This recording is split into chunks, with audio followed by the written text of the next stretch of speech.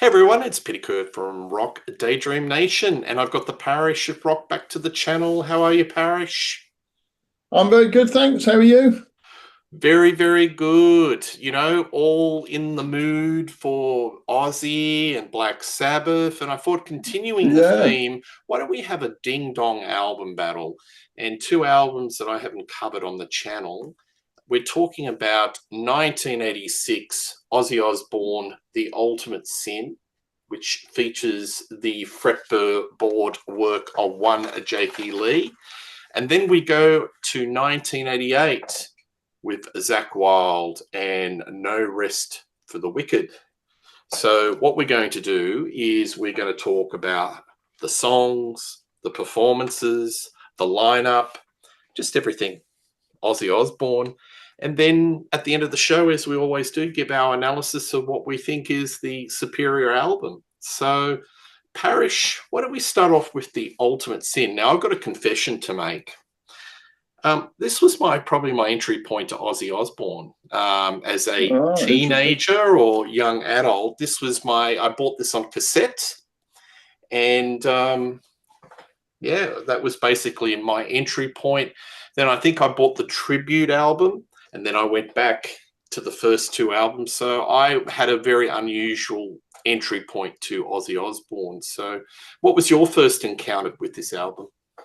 I bought it when it came out.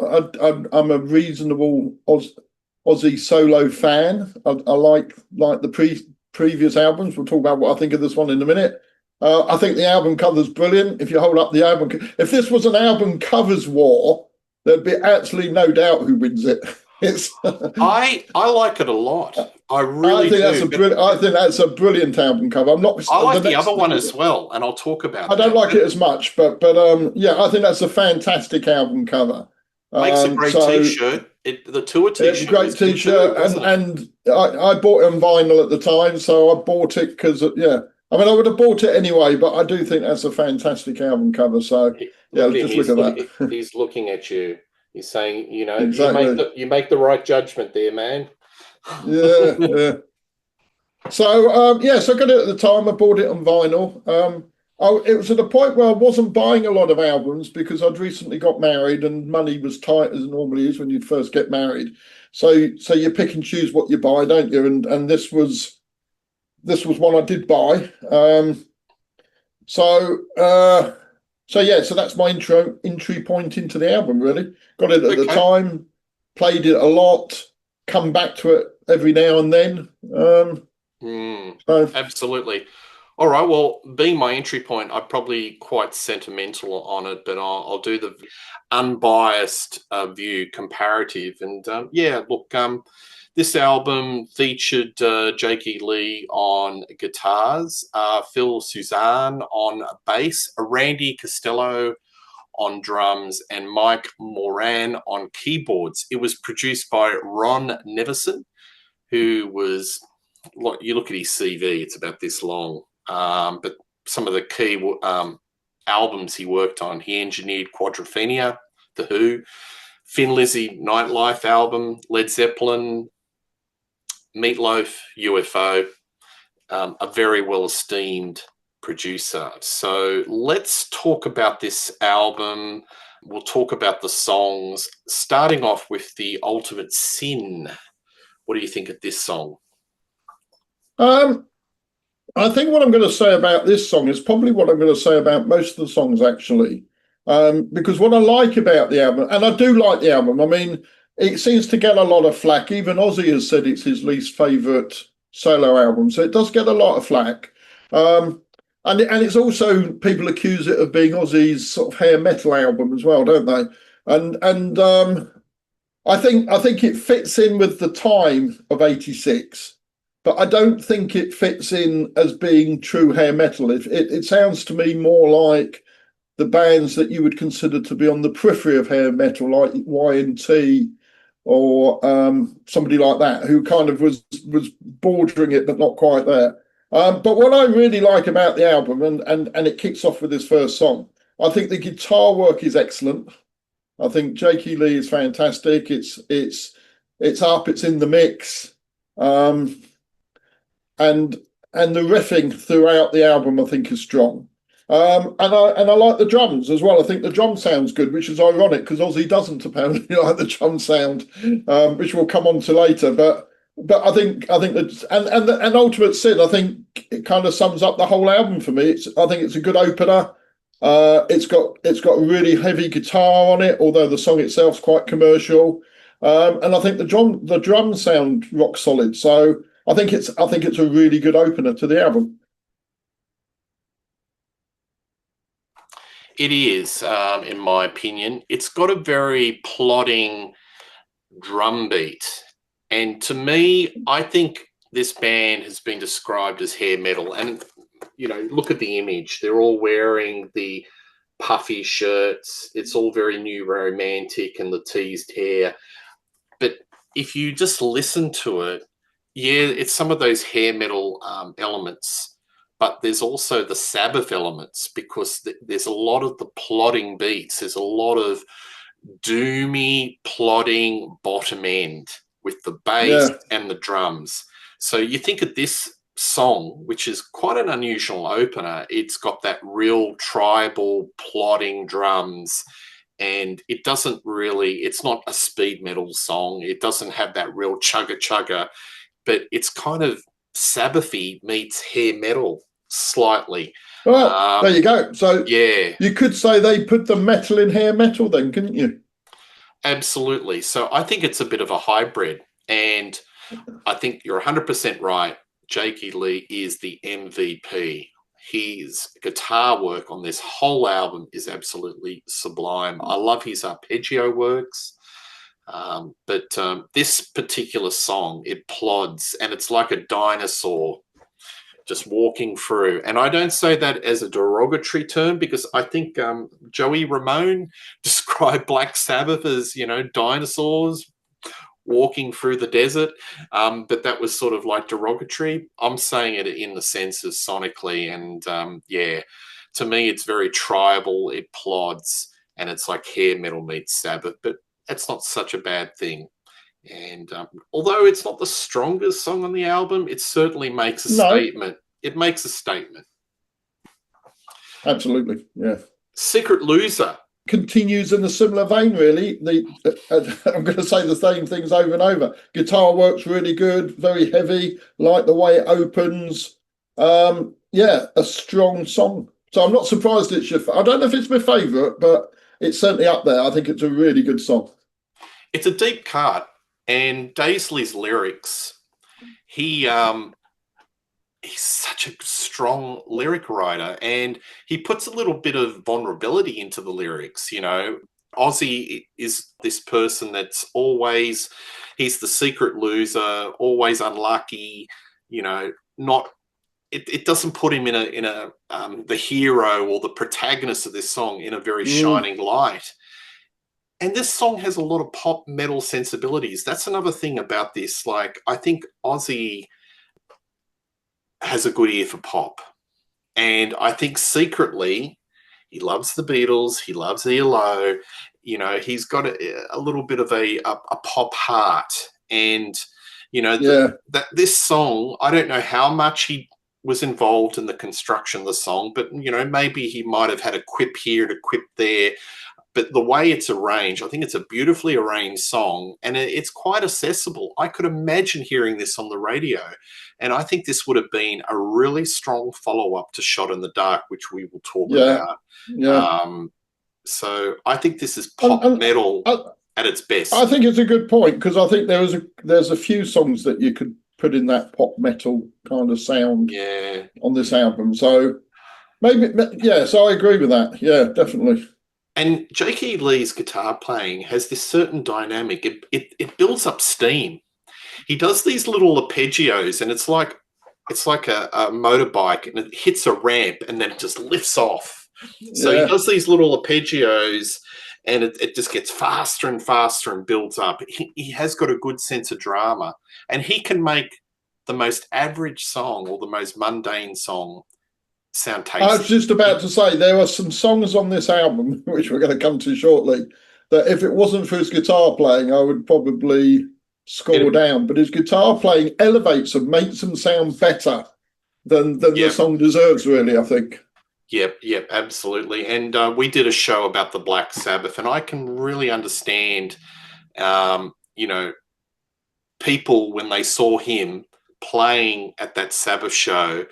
And I looked at a video clip of him on this tour, and his finger dexterity was amazing. He's just literally all over the fretboard. But now you see him in Sabbath, in that Sabbath show. He's affected by arthritis. Obviously, almost died. He got shot 3 times in Vegas. For him to get on stage was great to see. But I thought it was brilliant to see. I thought it was brilliant to see him up there. Absolutely. I mean, he could have stood there and not played at all, and I would have been happy. Yeah, absolutely. But he was one of the titans of the LA scene, up there with who would you put in the same category? George Lynch, probably. Warren DeMartini.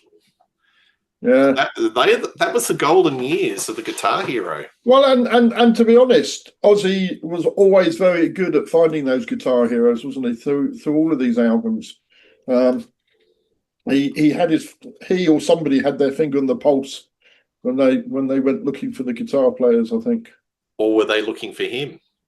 Maybe. That's the interesting dynamic. Quite possibly. Yeah, quite possibly. Yeah.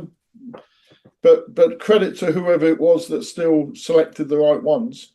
Yeah, absolutely. I think Jakey Lee is great on this. I think as we say, he's the standout, really. Now, Randy's drumming is very tribal and very kind of simple on this album, but it's very effective. The next song, Never Know Why, he really hits the drums very hard. It's a very anthemic type of song. What do you think of this one? I think this is the first weak song as a song. Bit plotty. Yeah. And to be honest, I don't know why it's called Never Know Why, really, because it should be called We Rock, I think, because that's effectively the chorus is him singing We Rock over and over. I know there's a line in there that says Never Know Why, but yeah, I just think it's very. It's almost like a rock song by numbers, if you know what I mean. There's nothing original, particularly in the song, but I do think it's saved by the guitar and the drums. I think they're very strong, and it elevates it to a listenable, enjoyable song. Whereas I think it could easily have been a song that you'd skip if in the later era of CD. Playing. So it's okay, but as a song itself, I think it's very pedestrian. Did you ever see Randy live in any incarnations? No, whether Leader Ford or Motley Crue? Like no. I've got he's a journeyman for sure, and on record on the bands that he's been a part of, he's always up in the mix and very heavy. Yeah, and on this particular I think he sounds great on here. Yeah, it's very tribal. So it's interesting, like this is the only album that's never had the bells and whistles remaster. You know, when there was a whole series of the back catalogue that went through a special sort of remastering, this one's been avoided. And obviously there's interesting. Some Sharon stuff probably involved. There's some I don't know, because when I was looking at it, you do a bit of research in advance, and I found, I can't remember if it was on Wikipedia or Classic Rock that I was reading, but they said this is an album that Ozzy says he thinks the production let it down, and he thinks the production makes the songs all sound very similar, and that it cries out for a remastering and a remix to bring the songs to life. So if he feels like that, you've got to wonder there must be something that's stopping it happening. Yeah, Sharon. Oh, is it? I don't. Yeah.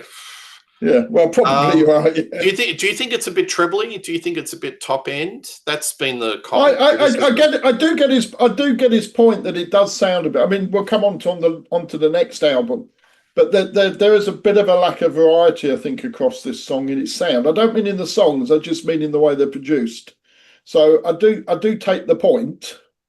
Yeah, but as I say, it's I just think the guitars and the drum elevate and take it above that, so it doesn't really wind me up that much. Yep. All right. Next song is "Thank God for the Bomb." What do you think of this song? Well, what a change in tone from the others, which are generally sort of party type songs, and this, I suppose, is very of its time.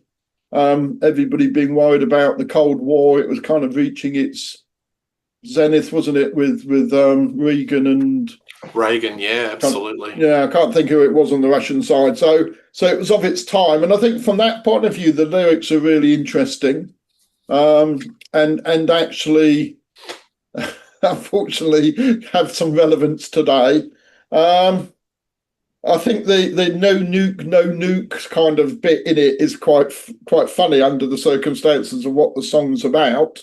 And I think it's got a brilliant riff going through it. So I think this is one of the highlights of the album for those reasons. It's slightly different, and I really enjoy the song. Yeah, I agree with you.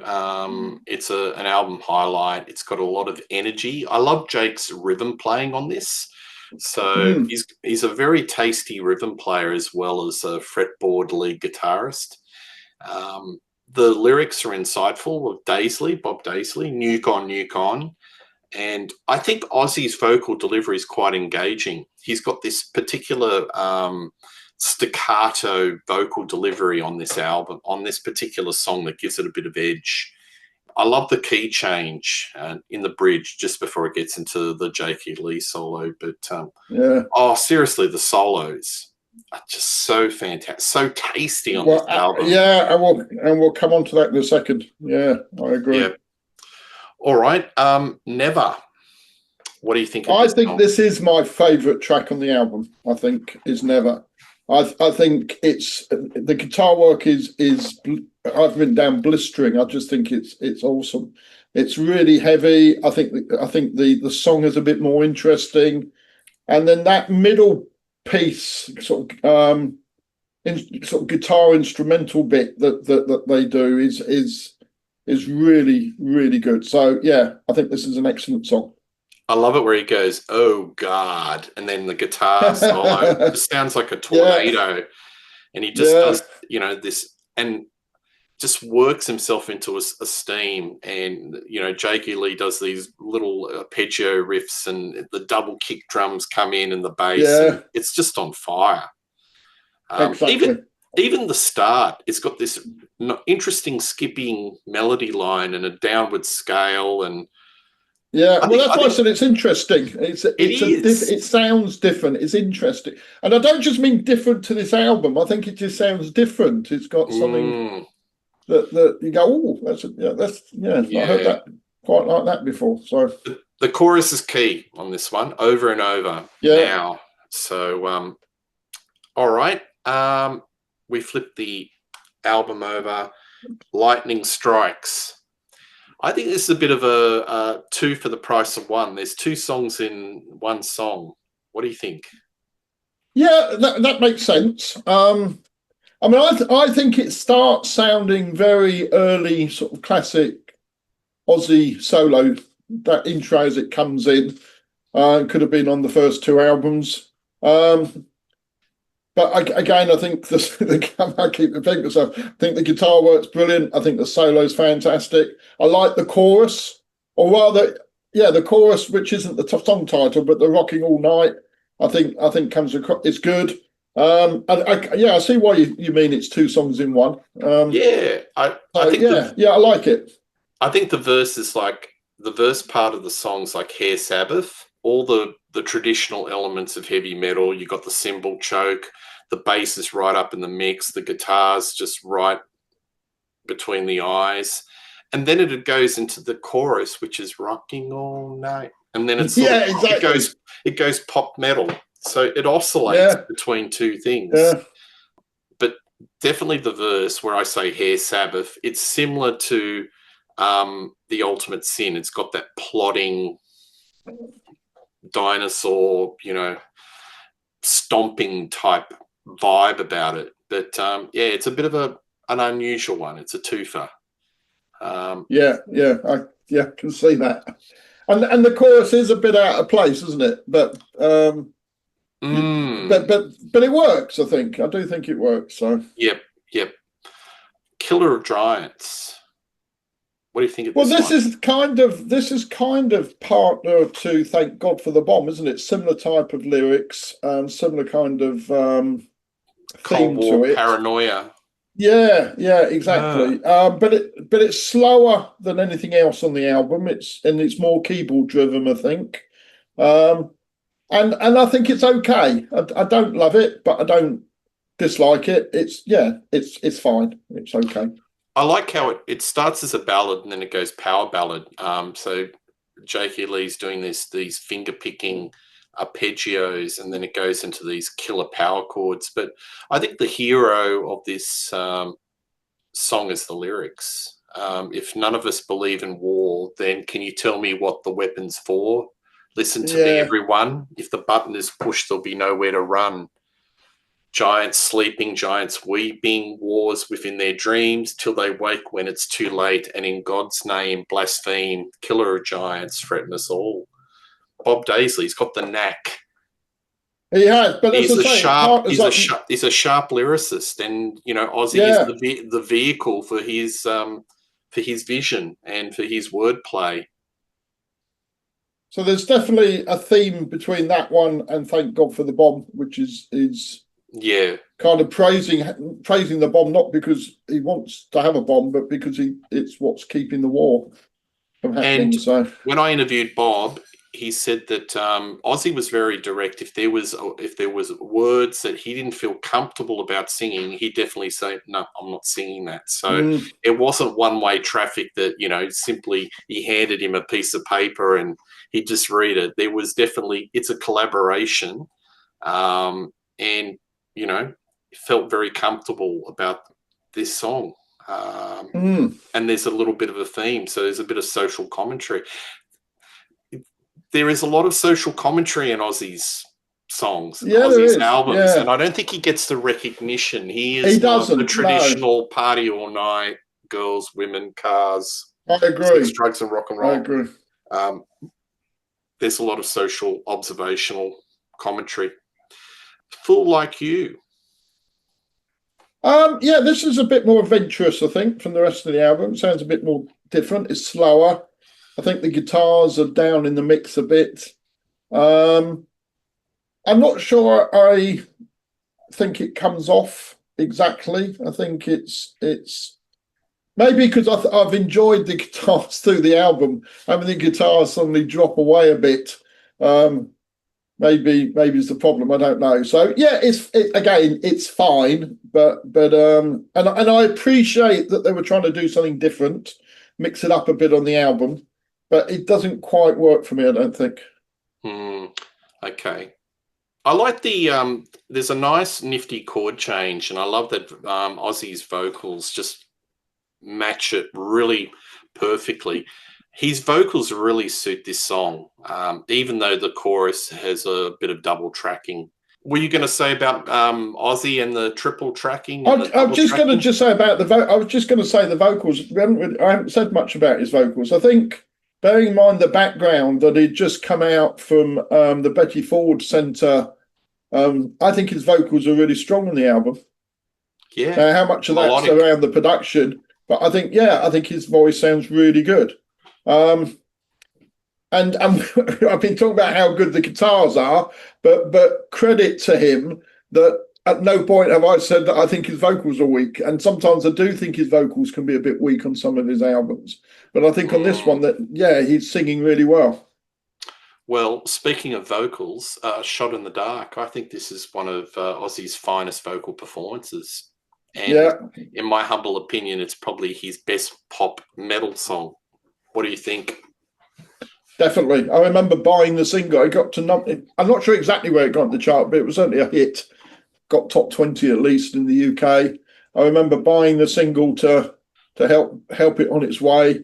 Yeah, but it's just a fantastic pop song, isn't it, really? And I don't know about over where you are, but on rock radio they still play this regularly. Shot in the Dark is one of the ones they play a lot. And so it should be. I think it's a really good song. Yeah, yeah. I mean, there's a point of conjecture of how much Ozzy contributed to the song. Phil Suzanne, a little bit of afterburn on leaving Ozzy, but we'll leave that for Yeah. other commentators. But getting back to this song, I think it's tasty, it's beautifully crafted, beautifully arranged. I think the melody has a slightly eerie, haunting, melancholy feel to it. There's just something that's a little bit, there's a difference between a good song and a great song. And the thing that makes this a great song is there's just something a little bit melancholy that hits you. And, Yeah. the lyrics aren't great shakes. There's a few cliches in lyrics, but I just think the melody and the way it's arranged, it just Yeah. pushes it up into a great song. I was going to say, I don't know the history of it because it does feel different to the rest of the album, almost as if maybe they recorded it separately and then it was added. I don't know. It does feel or sound to me slightly different to the rest of the album. Well, you know why? It's the best produced song on the album. Yeah, It sparkles. yeah. So, and it's interesting that they've put probably the best song on the album as the last song on the album. Mm, So yeah. normally, I think we've had lots of conversations about track listing and sequencing. I just find it unusual that the main song, and the best song on the album, they've put it as the last track on the album. The other thing that I've found interesting reading up recently over the last few days is until right to the last minute, it was going to be called Killer of Giants. And then right at the last minute, they changed it to The Ultimate Sin. Um, and actually, as an album title, it gives an entirely different impression, doesn't it? Killer of Giants. You imagine it's going to be a much more heavier album than it actually is. So I think it was probably the right move to switch the album title at the last minute. Yeah, absolutely.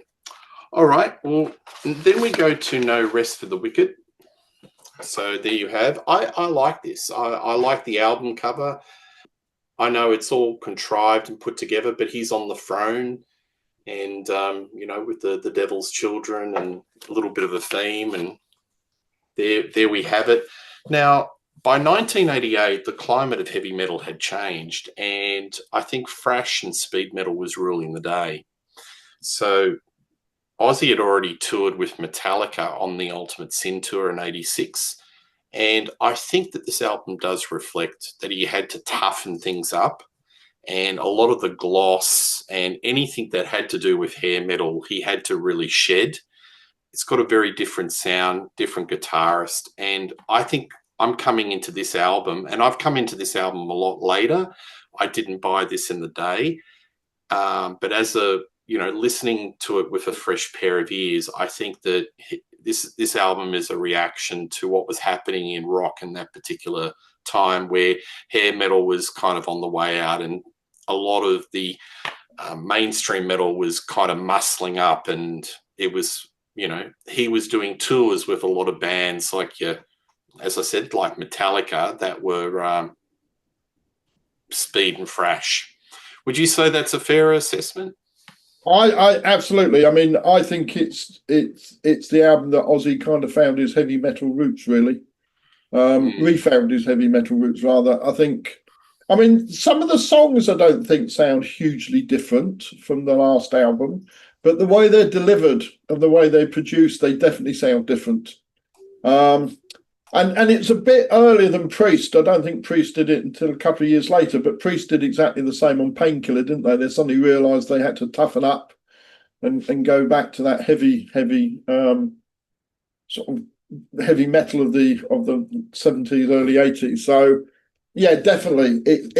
And whilst I really like the guitar work on this one as well, it is very different.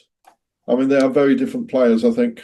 Yeah, they are. So let's get cracking. We'll go straight into it. The first one is A Miracle Man. So this is the song that I actually do recall in the day. I saw the video clip where he had I think the Jimmy Swaggart mask.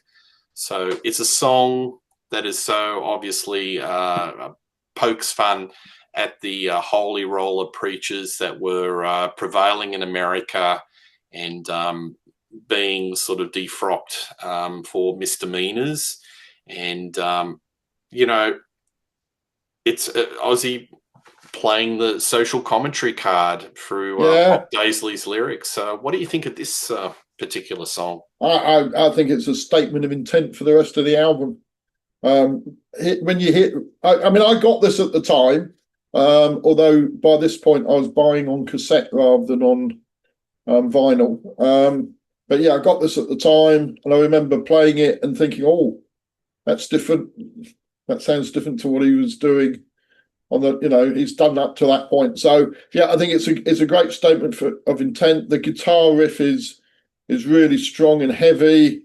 Again, I mean, he's always been good at picking album openers, I think, Ozzy, and he's done it again with this one. I think it's a great album opener. I think the guitar solo is really good on it. At the time, the only thing I didn't quite like was the robotic backing vocals that they have on it. But over the years, I've kind of got to quite like that, actually, and think it's quite funny. Because it's a bit out of place, I think, for the rest of the song. But yeah. So yeah, good opener. Really like it. I don't really like it that much. I think if you take the lyrics away, it's a bit perfunctory. It's not that exactly memorable. I think, and I really respect your opinion, but I just think that the riffage is kind of basic. I think the whole aura about this song is that Ozzy's poking fun at the people that have been pointing at him. So it was. I think it's a payback song because of the Dirty 13, the PRMC, and all the holy roller preachers that were preaching about the sins of heavy metal. But if you take that aside, it doesn't really say anything that's quite terribly interesting. It's a bit predictable, and there's so many other better, more interesting songs on this album than this. But I think Zach's guitar works on it's really good. Oh, it's a bit chuggy. I think he does a lot better guitar work on this album than this. So I'm sorry, I don't really think this one is as good as some other ones. All right, next one is Devil's Daughter, Holy War. What do you think of this one?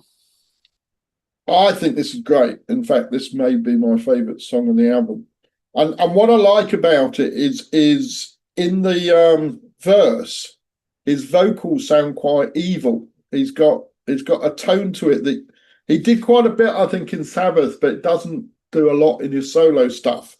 And he's got this, he sounds quite evil on the verse. And then the pre-chorus and the chorus is much more catchy and more traditional Ozzy vocals on it.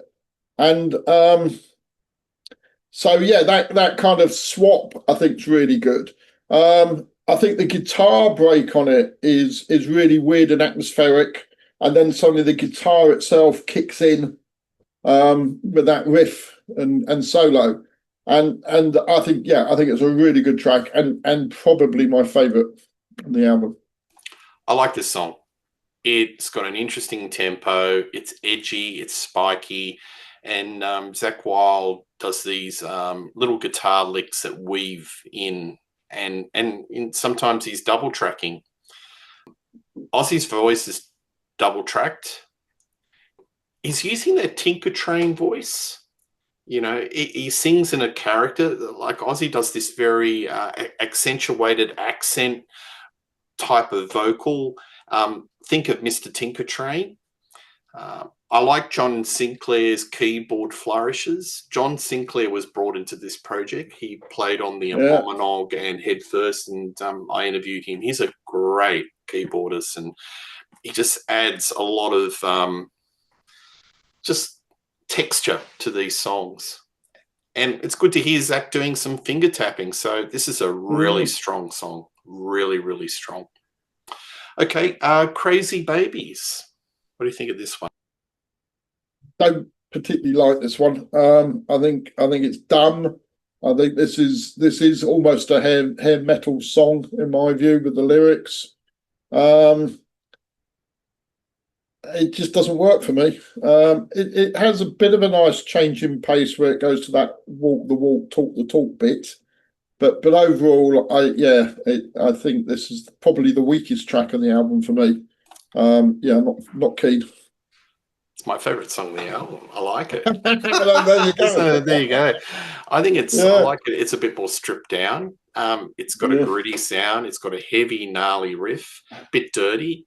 And I like the Ozzy chorus, "Nobody is going to change me." So, yeah, I don't mind this song. But, yeah, fair enough. Each to their own. Breaking all the rules. I like this one. This is I suppose it's a fairly standard rocker, isn't it? But it's still a good one. Great riff again. The guitar works good. This is kind of, if I was to sum up what I like about heavy rock songs, this is would be a good song to play somebody. And I think the guitar work again is interesting and by this point I'm really enjoying Zach's guitar work. I mean, it's different to J.K. Lee, but at the time I remember thinking, yeah, he's done it again. He's found another young star. And wild by name, wild by nature, I would suggest. Do you think Randy Castillo's drumming's a bit different on this album? It's a bit more varied. He does some different skills. It's less plotty. It is, and I don't know how much of that is the drummer, because I mean, again, interesting reading about this. That Ozzy has said the reason he went with Roy Thomas Baker as the producer was because he really liked the drum sound that he'd got on the last Slade album, and he particularly picked him because he wasn't happy about the drum sound on the previous album. So how much of this is the playing and how much of this is the production, I don't know. But the drumming does sound really good on it, I have to say, and it is a highlight. So yes. I like this song. I like the verse is very spiky. It's edgy.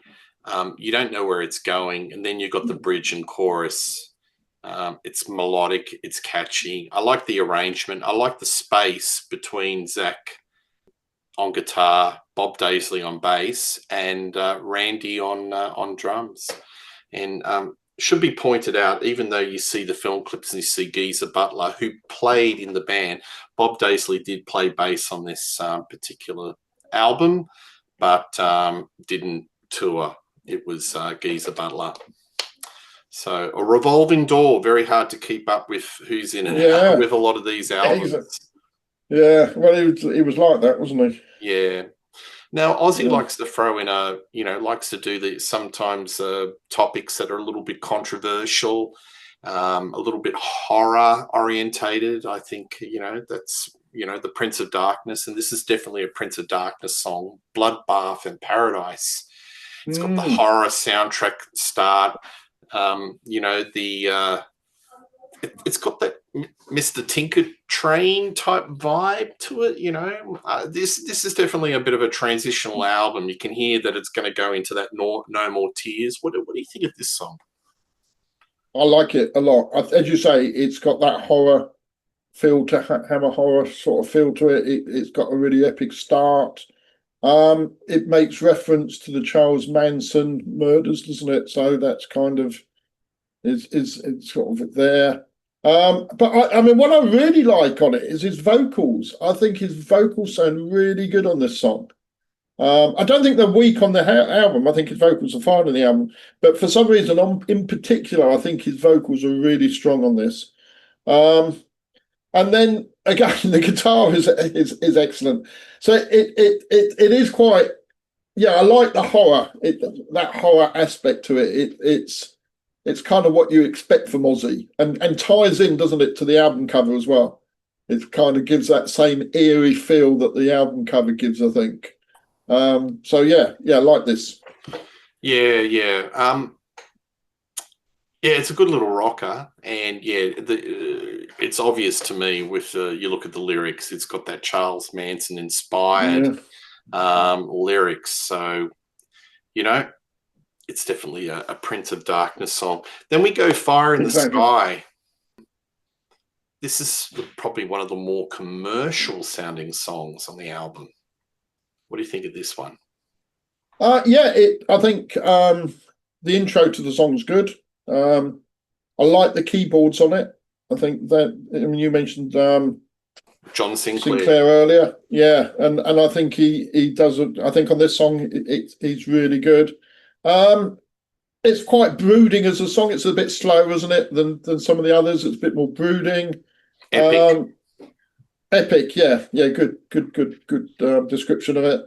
And then the guitars towards the end, just that it kind of has the keyboard, and then the guitars kick in from the keyboard, and I think that's fantastic. Really enjoy that. So yeah, another good song. Really,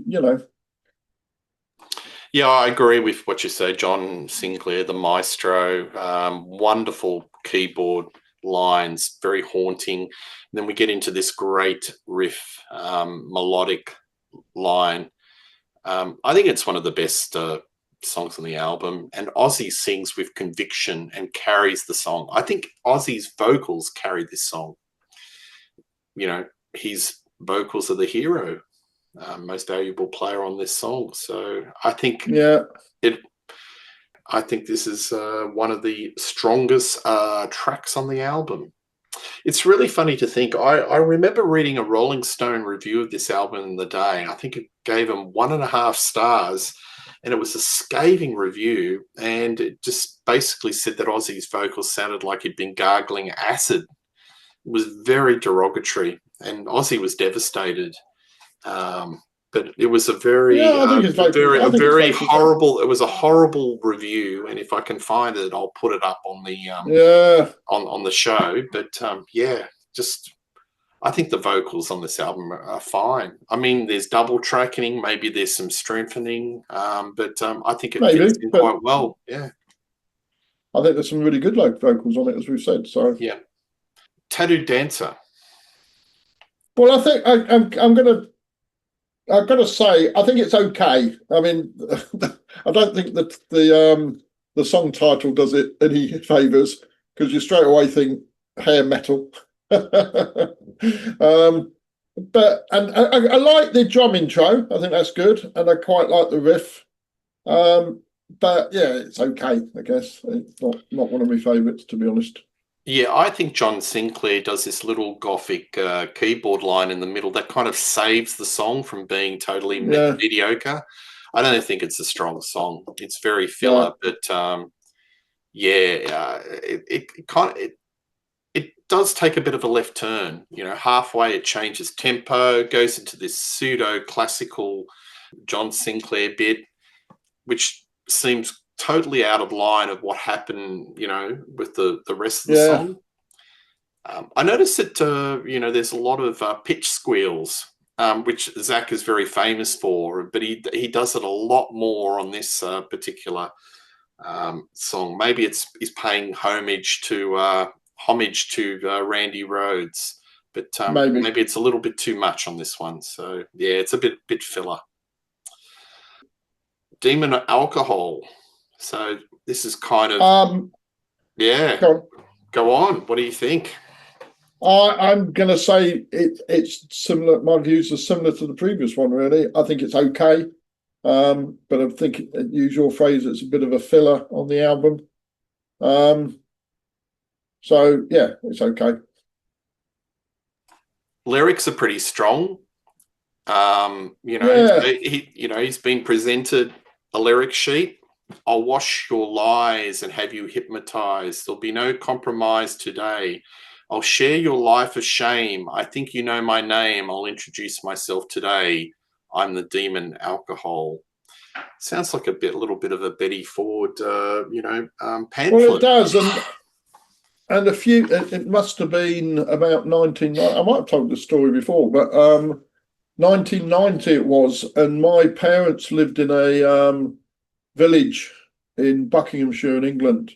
And we're going to go and see go and see them one Saturday. I think it was Saturday afternoon, and there's this long queue to get into the village, and there's only really one way into the village, and there's a long queue to get into the village. And at the bottom of the hill, you can see all the police cars and all the flashing lights. And as we get to the bottom of, or to the end of the queue, to be able to turn into where my parents lived, we see this guy being bundled by the police into the car. And my wife says, "That looks like Ozzy Osbourne." And I said, "Yeah, well, I don't suppose it is, although he does live somewhere around here." Anyway, the next day in the Sunday papers, it was all over the papers how he'd attacked Sharon, and he'd tried to strangle her because of the booze and all the rest of it. So yeah, the only time, apart from on stage, I ever saw Ozzy was when he was being arrested.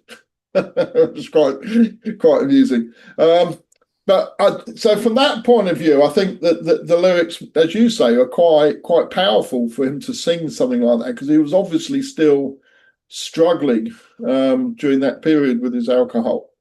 Yeah, definitely this album. I think. So I think the lyrics are powerful. I just wish it was on a better song. I just don't think much of the song itself. Yeah, so he's not hanging the lyrics on a great song. Yeah. I guess there's some lineage to Suicide Solution, which is a much better song, had a much more memorable riff. But I think we're coming up with a theme here. This album is really tapering off, and not in a good way. It's sort of like, yeah, that's my view. Yeah, yeah, and like if you had the album, this was the last song on the album, Demon Alcohol. But if you were lucky enough to have the CD or the cassette, there was another song called Hero. Yeah.